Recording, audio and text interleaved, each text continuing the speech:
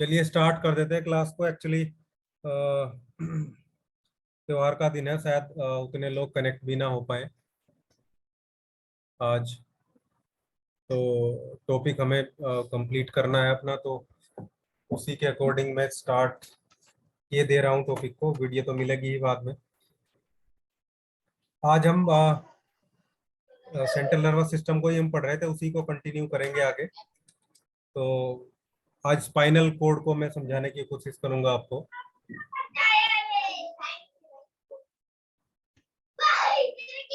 Mic off कीजिए राज किशोर जी। तो spinal cord को हम समझने की कोशिश करेंगे और काफ़ी चीज़ें वहाँ पे निकल के आएंगी। मेडिकल टर्मिनोलॉजी भी काफ़ी सारी जो हम पढ़ते हैं समझते हैं, उनका आपको रूट पता चलेगा एक्चुअली कि वो कहाँ से जनरेट होती है और क्या उस टर्म की मीनिंग है। और फिर बाद में प्रोटोकॉल शेयर करूंगा मैं फ्रोजन शोल्डर का। तो जल्दी से हम स्टार्ट करते हैं। पहले एक रफली हम समझ लेते हैं। जैसे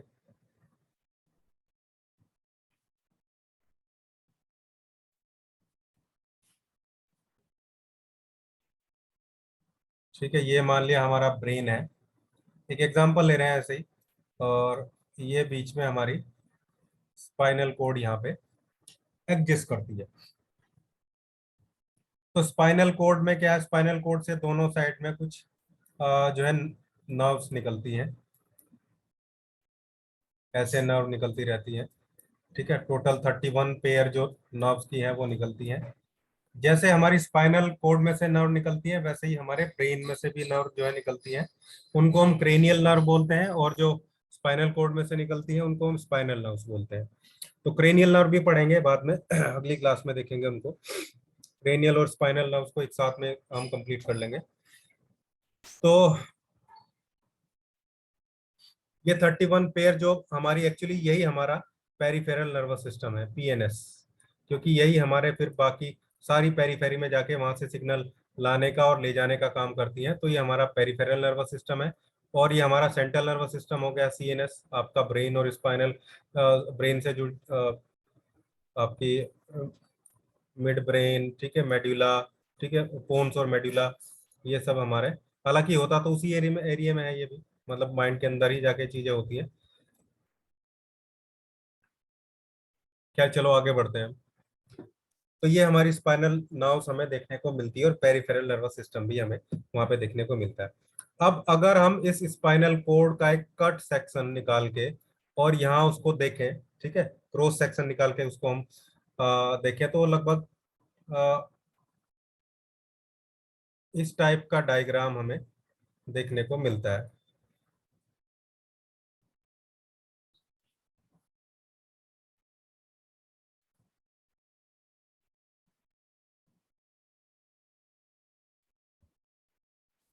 इस टाइप का डायग्राम देखने को मिलेगा।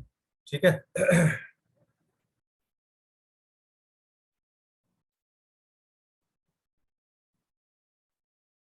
ये ऐसा डायग्राम हमें हमारी स्पाइनल जो कोड है उसकी एक एक वर्टेब्रा भी आप इसको मान के चल सकते हैं कि भाई ये उसका क्रॉस सेक्शन है, कैसे हम उसको देख रहे हैं। तो ये जो हमें एरिया दिख रहा है इसको हम ग्रे मैटर बोलते हैं। उस दिन भी मैंने आपको बताया था कि ग्रे मैटर और व्हाइट मैटर, दो टाइप के मैटर से जो हमारा सेंट्रल नर्वस सिस्टम है वो बना है। तो जो ब्रेन है हमारा, ब्रेन में क्या होता है, ब्रेन में ग्रे मैटर होता है। हमारे ब्रेन में हमें ग्रे मैटर मिलता है ब्रेन के साइड में। ठीक है, और व्हाइट मैटर अंदर होता है। लेकिन स्पाइनल कोड में उसका उल्टा है। स्पाइनल कोड में ग्रे मैटर अंदर होता है और व्हाइट मैटर बाहर होता है। अब जो ग्रे मैटर है वो क्या है, वो जो हमारी नर्व सेल थी, नर्व सेल मतलब न्यूरॉन सेल, तो समझ ही रहे हैं आप, जो सबसे छोटी यूनिट होती है किसी भी पार्ट की, किसी भी सिस्टम की। और बहुत सारे टाइप की सेल होती है, वैसे ही नर्वस सेल भी है।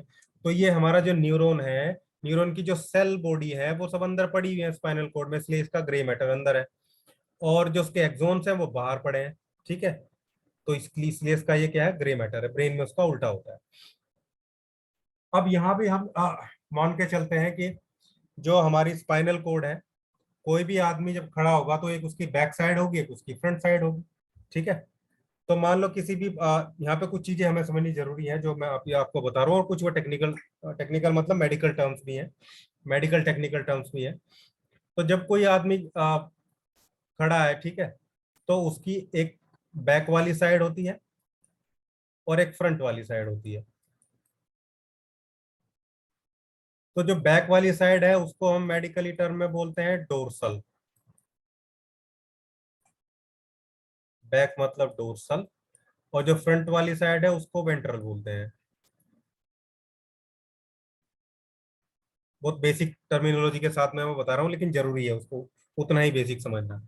हो सकता है कुछ लोग आप में से जानते भी हो, कुछ लोग नहीं भी जानते हो, इसलिए मैंने जीरो से, फ्रॉम द स्क्रैच इसको स्टार्ट किया है स्पाइनल कोड को। तो अब ये जो आपको दिख रहा है, ये सींग जैसे दिख रहे हैं, इसको मेडिकल टर्म में भी हॉर्न ही बोला जाता है। ठीक है, इसको मेडिकल टर्म में भी क्या बोलते हैं, हॉर्न बोलते हैं, HORN, जो ग्रे मैटर होता है। तो जो ऊपर की साइड हॉर्न होते हैं उनको बोलते हैं डोर्सल हॉर्न, और जो नीचे की साइड हॉर्न होते हैं उनको बोलते हैं वेंट्रल हॉर्न। ठीक है। और यही मैंने आपको ग्रुप में भी लिखा था अभी 2-3 दिन पहले, कि जो हमारे सेंट्रल नर्वस से सेंसरी जो नर्व्स निकलती हैं, वो हमेशा जो सेंस लेके जाती हैं, उनकी जो एंट्री है वो हमेशा डोर्सल साइड से होती है। मतलब हमारी बैक साइड से हमारी जो सारी सेंसेस हैं, जो सेंसरी इंफॉर्मेशन है ब्रेन के पास, वो हमारी कमर से जाती है, पीछे बैक साइड से जाती है। इसलिए हमारे इलेक्ट्रोहोम्योपैथी के जो स्पाइन कॉम्प्रेस है उसकी इंपॉर्टेंस बहुत ज्यादा बढ़ जाती है बहुत सारी डिजीज में, मैक्सिमम डिजीज में। पेन की हो, चाहे पैरालिसिस हो, चाहे एनीमिया की कंडीशन हो, किसी भी कंडीशन में, हाई बीपी, लो बीपी, सब जगह आप जो है स्पाइनल कोड को अलग अलग तरीके से, कहीं पे निगेटिव कॉम्प्रेस, कहीं पे पॉजिटिव कॉम्प्रेस, मतलब मेडिसिन ज्यादा तो पॉजिटिव, मेडिसिन कम तो निगेटिव। सेंस को कम भी कर सकते हैं आप, कहीं पे सेंसरी सिग्नल ज्यादा जा रहे हैं तो उनको कम भी किया जा सकता है, नहीं जा रहे हैं तो बढ़ाया भी जा सकता है, स्टिमुलेट किया जा सकता है मतलब। ठीक है। तो ये एक बेसिक स्ट्रक्चर हमारे स्पाइनल कोड के क्रॉस सेक्शन का हो गया, कि उसमें व्हाइट मैटर क्या होता है, ग्रे मैटर क्या होता है, मतलब यहाँ पे सारी सेल बॉडीज पड़े हुए हैं, और यहाँ पे सारे एक्सोन पड़े हुए हैं। और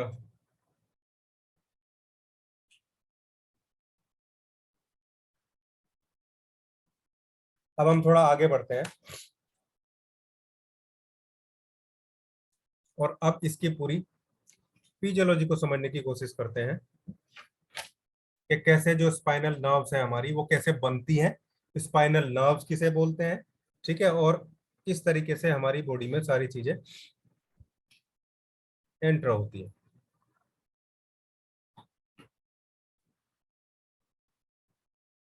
ये पूरा गोल नहीं बनता। चलिए क्या कोई।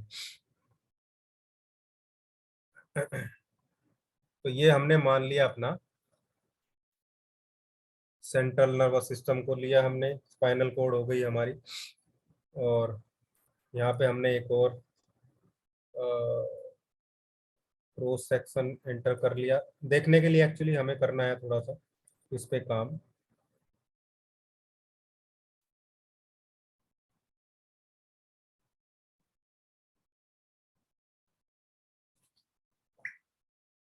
इतना अच्छा नहीं बन पाएगा, छोटी जगह है। खैर कोई नहीं, ये हॉर्न हो गए हमारे। ये हमारी डोर्सल साइड हो गई, और ये हमारी, या उल्टा भी कर सकते हैं, थोड़ा और अच्छे से दिखेगा हमें।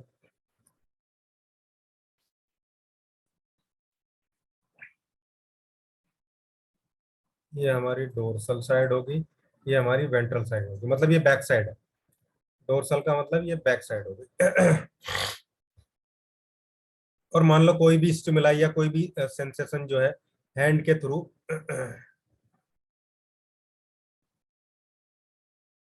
एंटर होगा, तो वो पहले कहाँ जाएगा, सॉरी, वो पहले कहाँ जाएगा, डोर्सल हॉर्न पे। ठीक है, डोर्सल ग्रे हॉर्न पे। और ये जो न्यूरॉन है ये कौन सा न्यूरॉन होगा, सेंसरी न्यूरॉन।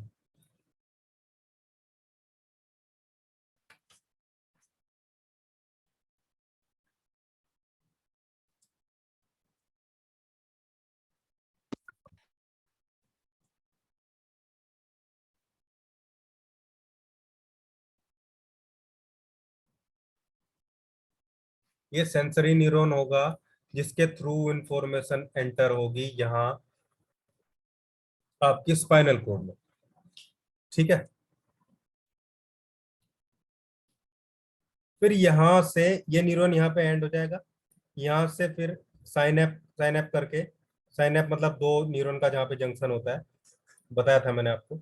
यहाँ से दूसरा न्यूरॉन चलेगा, और वो कहाँ से चलेगा, ध्यान रखो, एक्सोन लेके चलेगा बाहर, बाहर से, अंदर से नहीं जाएगा, स्पाइनल कोड के बाहर से, यानी कि व्हाइट मैटर से जाएगा, व्हाइट मैटर से वो अंदर पहुंच जाएगा। ठीक है, सेरिब्रम में, सेरिब्रम में फिर यहाँ पे साइनैप होता है एक, याद रखो यहाँ भी एक साइनैप होता है, और फिर यहाँ भी एक न्यूरॉन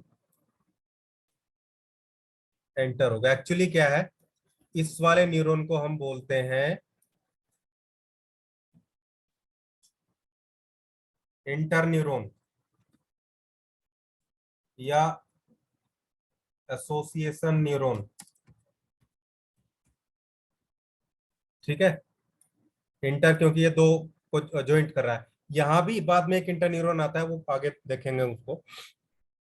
फिलहाल तो ये समझो कि एसोसिएशन न्यूरॉन है। एक्चुअली जिस एरिया में ये लेके जा रहा है यहाँ पे हमारे ब्रेन में, इस एरिया को भी एसोसिएशन एरिया बोलते हैं। एक्चुअली जो जो प्रोसेसिंग का काम करता है, ठीक है, जो ये मान लो यहाँ इसके हाथ पे यहाँ कोई, ठीक है, किसी टाइप का इंसेक्ट, किसी टाइप का इंसेक्ट इसके हाथ पे बैठ गया, ठीक है, और अब वहां पे एसोसिएशन एरिया में जाके देखा जा रहा है कि भाई ये क्या है। ठीक है, एसोसिएशन एरिया फिर अपना डिसीजन लेके फिर इसको बताता है, और फिर वैसे ही यहाँ से फिर मोटर न्यूरॉन चलते हैं, मोटर न्यूरॉन एंटर होगा हमारी वेंट्रल साइड में। ठीक है, वेंट्रल साइड से फिर साइनअप होके दूसरा न्यूरॉन जाएगा, और फिर यहाँ पे एक ऑर्डर आएगा कि भाई, वो ऑर्डर डिपेंड करेगा कि भाई उस आदमी की प्रवृत्ति कैसी है, ठीक है, या वो आदमी कितना डर गया है उसको देखने के बाद, या उसके एसोसिएशन एरिया ने कितने अच्छे तरीके से उसको आइडेंटिफाई किया है।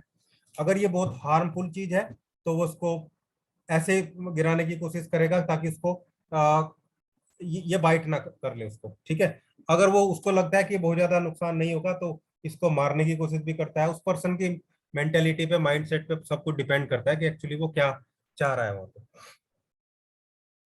तो इस तरीके से जाएगा। अब यहाँ पे एक दो चीजें और हमें देखनी है कि ये जब न्यूरॉन जाएंगे ये अकेले नहीं जाएंगे। ये सेंसरी न्यूरॉन जो एंटर हो रहा है, ये एक न्यूरॉन थोड़ा ही है, यहाँ से हजारों न्यूरॉन इस सेंसिस को लेके जा रहे हैं। ठीक है, और ये न्यूरॉन का नाम होता है इनका सूडो सूडोमोनास न्यूरॉन, या सूडो मोनोपोलर न्यूरॉन आप इनको बोल सकते हैं। सूडो यूनिपोलर, मोनो या यूनि मतलब एक पोल वाला, सूडो यूनिपोलर। ठीक है, एक सिंपल यूनिपोलर भी होता है जो एडल्ट में नहीं पाया जाता है। कुल मिला के यूनिपोलर, बाइपोलर, ठीक है, और मल्टीपोलर, ये तीन मेन टाइप के न्यूरॉन होते हैं हमारे। यूनिपोलर मोस्टली एडल्ट्स में नहीं दिखता है, मोस्टली क्या हमेशा ही वो, और लेकिन सूडो यूनिपोलर न्यूरॉन जरूर होता है। तो ये जो जितने भी सेंसरी न्यूरॉन है हमारे, ये सूडो यूनिपोलर ही होते हैं। एक्चुअली ये किस टाइप के होते हैं, ये इस टाइप के होते हैं कि इनकी जो सेल बॉडी है वो बीच में पड़ी होती है। एक तरफ इसके डेंड्राइट होता है और एक तरफ इसके एक्सोन होता है। ठीक है, एक तरफ डेंड्राइट, एक तरफ एक्सोन। तो ये सूडो यूनिपोलर ही है, और यहाँ पे बहुत सारी सेल बॉडी इनकी पड़ी है। ठीक है, बहुत सारी सेल बॉडी, बहुत सारे न्यूक्लियस इनके पड़े हुए हैं। तो यहाँ पे ग्रुप बन गया। ठीक है, ग्रुप मतलब गैंग बन गया। तो इसको एक्चुअली बोलते भी गैंग ही है, गैंग्लियन बोलेंगे इसको। ठीक है, तो अब आप समझिए, अब ये सेंट्रल नर्वस सिस्टम है, और सेंट्रल नर्वस सिस्टम के बाहर जो कुछ भी होता है वो क्या होता है, पेरिफेरल नर्वस सिस्टम होता है, पीएनएस। तो पेरिफेरल नर्वस सिस्टम में सेंसरी न्यूरॉन की सेल बॉडी के ग्रुप को हम क्या बोलते हैं, गैंग्लियन। ठीक है, तो ऐसे बहुत सारे वर्ड हमें देखने को मिल सकते हैं अगर हम पैथोफिजियोलॉजी या फिजियोलॉजी पढ़ेंगे। फिर वहां पे चीजें समझ में नहीं आती कि भाई ये क्या है, ये क्या है। या कोई लेक्चर सुनेंगे आप किसी के, तो मोस्टली क्या होता है लेक्चर्स में कि जो पढ़ा रहा है, जो बता रहा है, वो सारी चीजें जानता है, समझ रहा है, और वो उन वर्ड को वैसे ही बोलता चला जाता है, गैंग्लियन, ठीक है, और association neuron, inter neuron, synapse. अब उनके बारे में अगर हमें नहीं पता है तो वो सर के ऊपर से जाते हैं सारे। लेकिन अगर पता है, थोड़ा बेसिक तो है, थोड़ा टाइम लगता है, इसलिए मैं सेंट्रल नर्वस सिस्टम, क्या मैंने सारे टॉपिक जितने आपको पढ़ाए हैं फिजियोलॉजी एनाटॉमी के, वो कोशिश करी है कि फ्रॉम द स्क्रैच बताई जाए, ताकि बेसिक चीजें भी समझ में रहे। तो अब इसको हम क्या बोलेंगे, गैंग्लियन बोल दिया हमने। अब ऐसे ही क्या मोटर न्यूरॉन एक आएगा? नहीं, बिल्कुल नहीं। मोटर न्यूरॉन भी बहुत सारे आएंगे। ठीक है, लेकिन ये यूनिपोलर नहीं है, ये मल्टीपोलर है। मोस्टली मल्टीपोलर ही होते हैं। अब यहाँ इनकी जो एक्सोन है, ये इनके एक्सोन भी इकट्ठा होके ग्रुप बना रहे हैं यहाँ के। इसको हम ट्रैक्ट बोलते हैं। ट्रैक बोल दो, चाहे TRACK या ट्रैक बोल दो। ठीक है, ये वैसे ही ट्रैक है जैसे तारों के ट्रैक होते हैं, तारों के। हमारे रवि सर हैं इलेक्ट्रॉनिक्स इंजीनियर, वो अब समझ रहे होंगे आराम से ट्रैक का क्या मतलब होता है। इलेक्ट्रॉनिक PCB वगैरह में भी काफी यूज होते हैं शायद। तो ये ट्रैक यहाँ पे हमें देखने को मिलते हैं। तो हमने यहाँ पे कुछ चीजें समझ ली हैं। जैसे हमने समझ लिया साइनेप्स कहाँ कहाँ हो रहा है। ठीक है, पूरी सेंसरी और मोटर सिस्टम आने में। ठीक है, और इसके अलावा हमने समझ लिया कि भाई गैंग्लियन कहाँ पे बन रहा है, ट्रैक कहाँ पे बन रहे हैं, सेंसरी न्यूरॉन कहाँ से एंटर हो रहे हैं, मोटर न्यूरॉन कहाँ से PNS में जा रहे हैं। ठीक है, वेंट्रल होर्न और डोर्सल होर्न, मतलब पीछे की साइड और आगे की साइड, ये बहुत इंपॉर्टेंट चीज है और ध्यान रखने की चीज है। इसके अलावा हमने सूडो यूनिपोलर न्यूरॉन पढ़ा, जिनके सेल बॉडी बीच में होती है।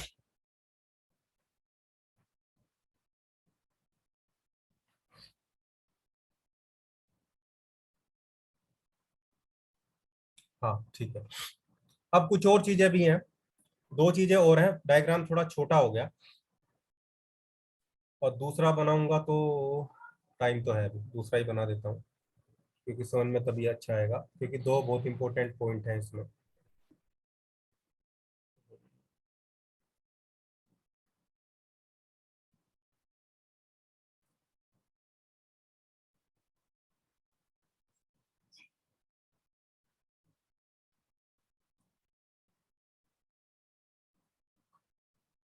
प्रैक्टिस तो बहुत है मुझे ये बनाने की, लेकिन माउस उतने अच्छे से नहीं चलता बोर्ड पे।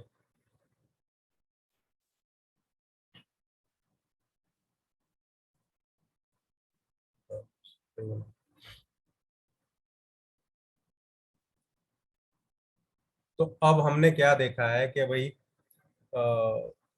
मान लो ये डोर्सल है और ये वेंट्रल है।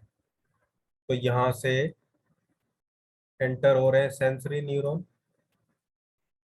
ठीक है, हालांकि ये ऐसे नहीं होते जैसे मल्टीपल्स में घुसा है मैंने, ये ऐसे यहाँ पे जाके ये कंबाइन तरीके से हो जाते हैं, यानी कि ये अंदर जा रहे हैं सभी, और यहाँ से ये ऐसे बाहर आ रहे हैं। लेकिन दिखाने के लिए ऐसे ही बनाने पड़ेंगे, तभी समझ में आएगा। यहाँ से ये बाहर आ रहे हैं। तो यहाँ पे दो बहुत इंपॉर्टेंट चीजें समझ में आती है हमें, और दो मेडिकल वर्ड भी हैं। यहाँ पे गैंग्लियन बनेगा, यहाँ पे गैंग्लियन बनेगा। अब इस गैंग्लियन को क्या बोलते हैं? इस गैंग्लियन को बोलते हैं, एक्चुअली ये चीज जहां से निकल रही है इनको रूट बोलते हैं। ये है डोर्सल रूट और ये है ventral root. Dorsal root of sensory neuron और ventral root of sensory neuron. तो रूट को समझना बहुत जरूरी है, इसलिए हम इस गैंग्लियन को भी इसमें रूट लगा के बोले तो ज्यादा अच्छा रहेगा, यानी कि डोर्सल सेंसरी रूट। इस रूट को, sorry, dorsal sensory root ganglion, ये रहेगा। तो यहाँ हमें समझना जरूरी है रूट के बारे में, क्योंकि रूट भी कई बार बहुत सारी टर्म में आता है, खासकर डोर्सल रूट और वेंट्रल रूट। तो डोर्सल रूट का मतलब है जहाँ पे सेंसरी न्यूरॉन एंटर हो रहे हैं, ठीक है, डोर्सल हॉर्न पे। और वेंट्रल रूट का मतलब है वेंट्रल हॉर्न पे, जहाँ से हमारे मोटर न्यूरॉन जो है वो बाहर निकल रहे हैं। ठीक है, अब एक चीज और है यहाँ पे, अभी एंड नहीं हुआ है, स्पीकर को बनाने का मोटिव पता नहीं हुआ है।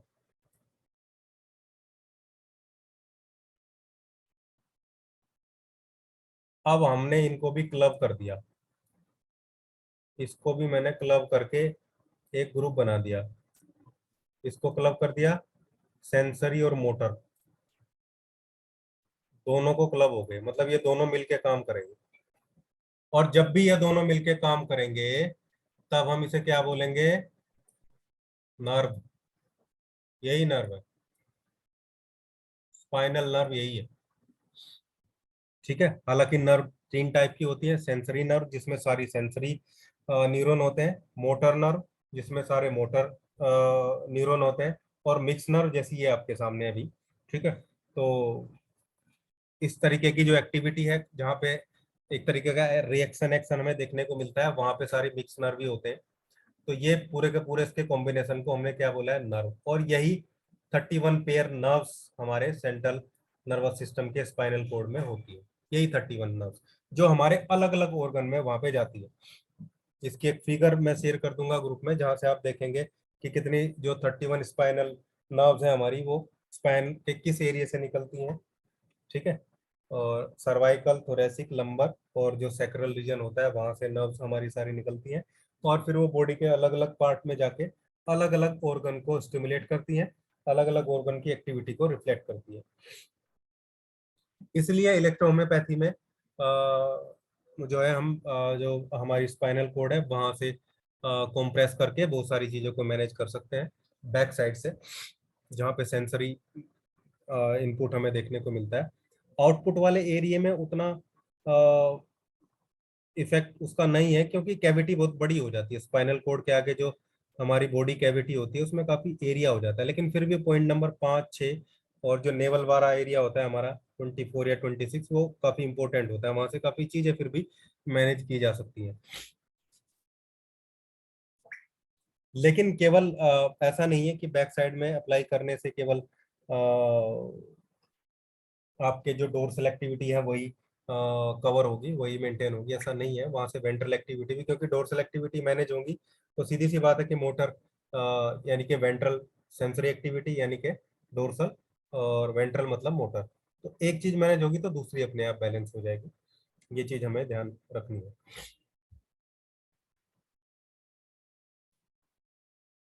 हाँ, तो मैंने नर्व आपको समझा दिया, स्पाइनल कोड का एक कट सेक्शन मैंने आपको बता दिया है, इसमें फिर अलग अलग चीजें मैंने आपको बताई हैं।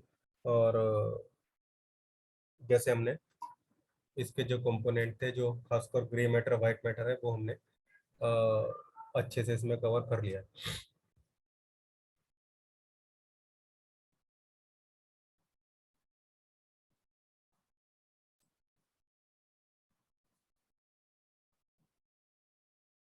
चलिए, आप अपनी डिजीज की तरफ बढ़ते हैं, और मैं कोशिश करूंगा कि फर्स्ट मीटिंग में ही एंड हो जाए। बहुत सेकंड मीटिंग में क्लास नहीं चलेगी, फर्स्ट मीटिंग में ही हम इसको कंप्लीट करेंगे आज। तो अभी मैं शेयरिंग स्टॉप कर देता हूँ और दूसरा टॉपिक में लगा देता हूँ। दूसरा टॉपिक है हमारा फ्रोजन शोल्डर। अभी एक दो मेरे पास अ, आपके उससे भी ग्रुप से भी मैसेज आए थे शोल्डर पेन से रिलेटेड, और तो मैंने सोचा इसको ले लिया जाए। दूसरा टॉपिक भी हमारे यही चल रहे हैं, बोन से रिलेटेड ही डिजीज के। तो एक्चुअली फ्रोजन शोल्डर इसको अडेसिव कैप्सुलाइटिस या अडेसिव कैप्सूल इन्फ्लामेशन भी, या कैप्सूल इन्फ्लामेशन, इस टाइप से भी नाम से भी हम इसको जो है बोल सकते हैं। एक्चुअली ये एक जो हमारे शोल्डर में कैप्सूल होता है, कैप्सूल का मतलब एक ऐसी स्ट्रक्चर, एक ऐसी एनक्लोजर आप बोल सकते हैं, जो जो हमारा जो शोल्डर का जॉइंट होता है, या समझिए हमारी जो एक तरीके से वहां पे एरिया उसको कवर करके रखता है। इसमें कई सारी चीजें होती हैं। ये वैसे तो फाइब्रस कैप्सूल है, और शोल्डर जो जॉइंट होता है उसको ये पूरे तरीके से सर्कल करके रखता है, मतलब चारों तरफ उसके रहता है। इसी में इन्फ्लामेशन जो होता है वही सबसे बड़ा इसमें कारण है। और स्कैपुला से लेके ह्यूमरस तक ये इसको क्लोज करता है, मतलब काफी बड़ा कैप्सूल आप इसको बोल सकते हैं, जिसमें जॉइंट की सभी साइड को हमारी कवर करता है। इसी कैप्सूल की इन्फ्लामेशन है। और इसकी एक्चुअली साइनोवियल मेम्ब्रेन भी होती है इसमें, तो साइनोवियल फ्लूइड में कई बार इन्फेक्शन हो जाता है, इन्फ्लामेशन हो जाता है। इवन बहुत सारी रिपोर्ट्स में आप देखेंगे कि एक्सेस फ्लूइड भी वहां पे एक्यूमुलेट हुआ हुआ दिखता है, मतलब जैसे घुटनों में पानी भरने वाली कंडीशन होती है, वैसे ही शोल्डर में भी फ्लूइड इकट्ठा होना कैप्सूल में देखा गया। तो ग्लैह्यूमरल कैप्सूल इसको बोलते हैं हम, ग्लैनोह्यूमरल भी बोल सकते हैं। और कई बार कुछ जगह कुछ बुक्स में या कुछ प्रोनाउंसिएशन में एन को साइलेंट भी करके दिखा सकते हैं, लेकिन ग्लैह्यूमरल कैप्सूल या ग्लैनोह्यूमरल कैप्सूल इसको हम बोलते हैं, जो शोल्डर को एनक्लोज करके रखता है। और ये समझो काफी पेनफुल डिजीज है। और सबसे बड़ी समस्या है कि इसका जो अटैक होता है वो नाइट में होता है, रात में होता है, और बहुत बुरी स्थिति में इसका पेन एक किसी पर्सन को या किसी पेशेंट को, किसी को भी जो वो डाल सकता है। हालांकि फीमेल में लगभग 10% ज्यादा प्रोन है इस डिजीज के। फीमेल में ज्यादा देखा जाता है, क्योंकि जो थायराइड डिजीज है, खासकर हाइपोथायराइड, जहाँ पे टीएसएच का सीक्रेशन ज्यादा होता है, वहां पे ये देखा गया केस स्टडी में कि उन लोगों को फ्रोजन शोल्डर या फ्रोजन शोल्डर के जो केसेस हैं, ये देखा गया कि उनको थायराइड डिजीज जो है पहले से थी। और 10% ज्यादा, 10 से 12% जो केसेस है वो ज्यादा रहे किनके, वुमेन्स केस में देखे जाते हैं। लेकिन हमें ये समझना चाहिए कि नॉर्मल शोल्डर पेन, ठीक है, और फ्रोजन शोल्डर में क्या एक्चुअली डिफरेंस है। तो अगर किसी को शोल्डर पेन हो रहा है और वो बहुत ज्यादा पुराना नहीं है, बीच में ठीक हो जाता है, और 1 महीना 1.5 महीने की प्रॉब्लम है, तो थोड़ा सा वेट कर लेना चाहिए उसको डायग्नोस करने से पहले। लेकिन 3 महीने से ऊपर शोल्डर पेन है, 3-4 महीने से ऊपर का शोल्डर पेन है, तो आप उसको फ्रोजन शोल्डर कंसीडर कर सकते हैं। और फिर उसके बारे में थोड़ा सा सीरियसली सोचना भी चाहिए, क्योंकि ये बहुत पेनफुल और बहुत वर्स्ट कंडीशन में पहुंचाने वाली डिजीज है। का ट्रीटमेंट इंटरनल एक्सटर्नल एप्लीकेशन दोनों तरीके से इसमें जो है लग जाना चाहिए। इसमें स्टार्टिंग में नॉर्मल पेन होगा, शोल्डर की जो मूवमेंट की एबिलिटी है वो कम हो जाएगी, और ये लगातार बनी रहेगी। हाथ ऊपर करने से और मूवमेंट करने से जो है पेन दिखेगा, नॉर्मल स्टिफनेस से अलग वो पेन होगा, ठीक है। नॉर्मल स्टिफनेस भी हो जाती है, हालांकि स्टिफनेस भी बहुत ज्यादा दिन रहे तो शोल्डर फ्रोजन शोल्डर का जो कारण है वो बन सकती है।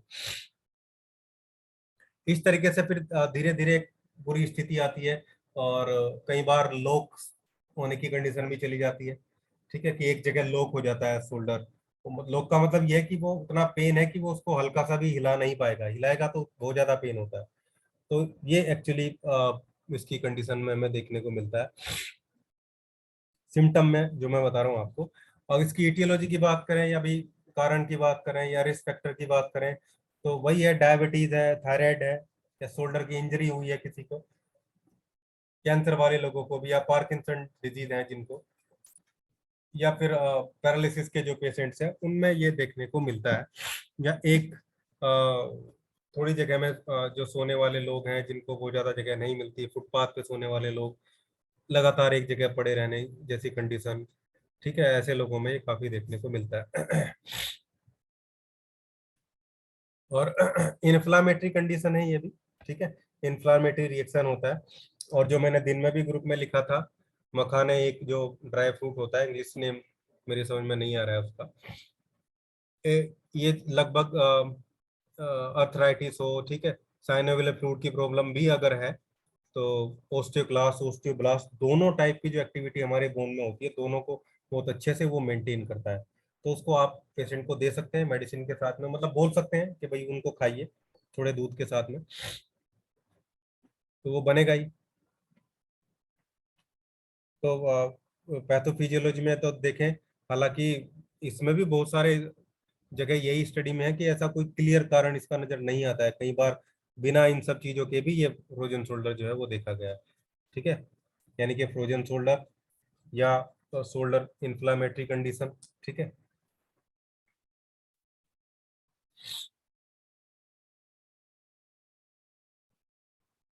Just a minute.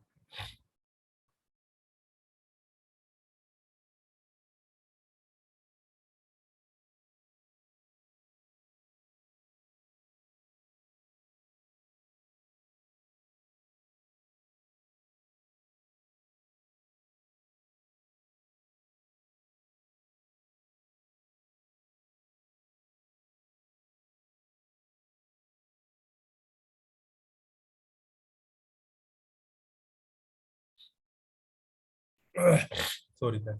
चले देखिए, और अब बाकी दूसरी पैथोलॉजिकल या हिस्टोपैथोलॉजिकल कंडीशन अगर हम देखें, तो वही जो मैंने इम्यूनिटी में बताया था आपको कि बी लिम्फोसाइट, और उससे पहले मैंने आपको बताया था मॉस सेल। ठीक है, इन्फ्लामेटरी जो सेल्स हैं हमारी।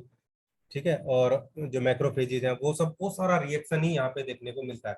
ऑटोइम्यून डिजीज तो हम बिल्कुल क्लियरली तो नहीं बोल सकते, लेकिन हाँ, जब इन्फ्लामेशन होगा तो ये सारी चीजें रहेंगी। बी लिम्फोसाइट का एक्टिवेशन, टी लिम्फोसाइट का एक्टिवेशन। ठीक है, मैक्रोफेजेस अपना काम करेंगे जब वहाँ पे स्टार्टिंग में चीजें मैनेज नहीं होंगी। ठीक है, तो फिर वापस वहाँ पे बी लिम्फोसाइट और टी लिम्फोसाइट के पास जाया जाएगा। बी और टी लिम्फोसाइट जो है अपना काम करेगी। ठीक है, जिन लोगों को आइडिया नहीं लग रहा, वो चाहे तो इम्यूनिटी वाले जो लेक्चर मैंने लिया था उसको देख सकते हैं, ऑटो इम्यूनिटी वाला जो लेक्चर था। यार, अब हम इसके ट्रीटमेंट की बात करते हैं, क्या हम इसमें दे सकते हैं।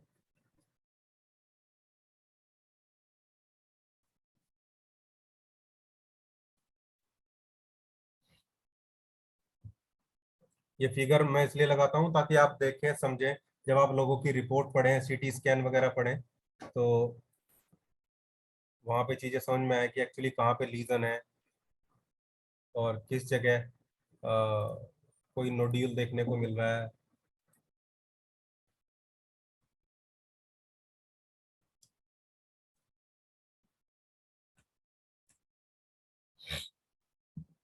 L2 नहीं लेना है यहाँ पे, L2 से कई बार दिक्कत हो जाती है। एक दो को एक दो में प्रॉब्लम हुई है मेरे साथ भी, पेन बढ़ जाता है। तो यहाँ पे हम S5, C4 या C3 भी देख लेते हैं अगर लिगामेंट जैसी प्रॉब्लम है, क्योंकि फ्रोजन शोल्डर और शोल्डर पेन दोनों ही मैं एक साथ में ले लेता हूँ। कई बार लिगामेंट टियर, ठीक है, या मसल स्पाज्म की वजह से भी होता है, तो वहां पे आप C3 ले लेंगे। स्क्रीन नहीं आ रहा सर। ठीक है, अभी शेयर करता हूँ। तो वहां पे आप C3 ले लेंगे। F1, A1 और A1 लिया हमने आर्निका की वजह से। आर्निका बहुत इंपॉर्टेंट रेमेडी है फ्रोजन शोल्डर की। होम्योपैथी में तो बहुत बड़े लेवल पे आर्निका को 200 में एक डोज लगातार उसकी दी जाती है। खैर, लेकिन हमारी मेडिसिन अलग तरीके से बनती है, लेकिन फिर भी मैं बोलूंगा 200 का बताऊंगा अभी मैं, पहले आप इसको देखिए। फिर C11 का बहुत इंपॉर्टेंट रोल है। C11 को तो आप यूज करके ही रखिए इसमें। C11G, D6, वेन 1 का भी रोल है, वेन 1 को यहाँ ले लीजिए आप। C11G जब दोनों इकट्ठे मिलते हैं तो बहुत अच्छे से काम करते हैं।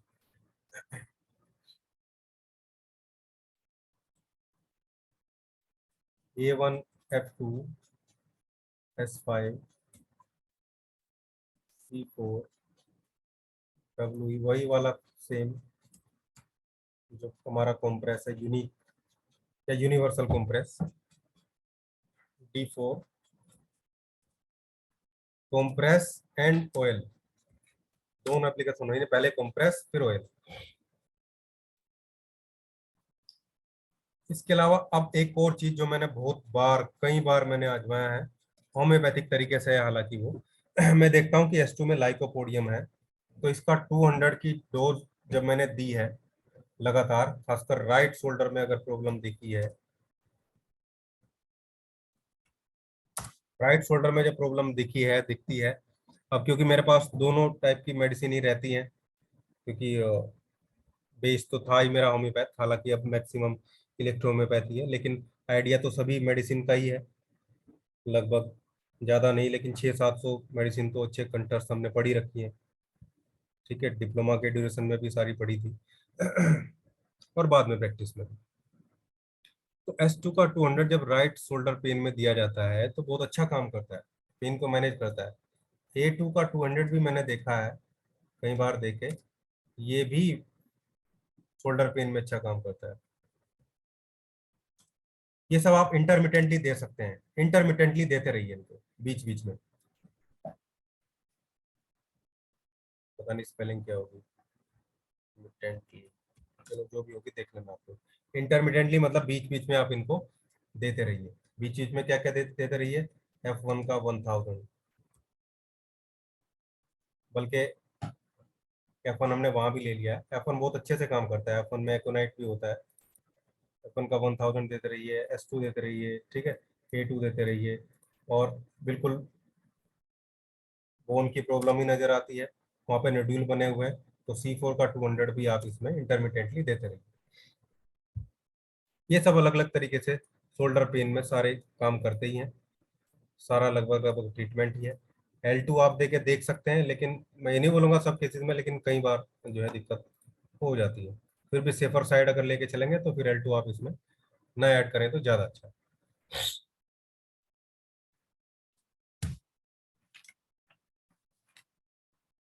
तो ये मैंने आपको समझा, भी मीटिंग एंड हो जाएगी, टाइम नहीं बचा है। जो क्वेरीज वगैरह होंगी वो अगली क्लास में हम लोग देखेंगे। कल छुट्टी होगी या नहीं वो मैं बताऊंगा दिन में, दशहरा है, लेकिन मैं देखता हूँ क्लास हो पाएगी नहीं।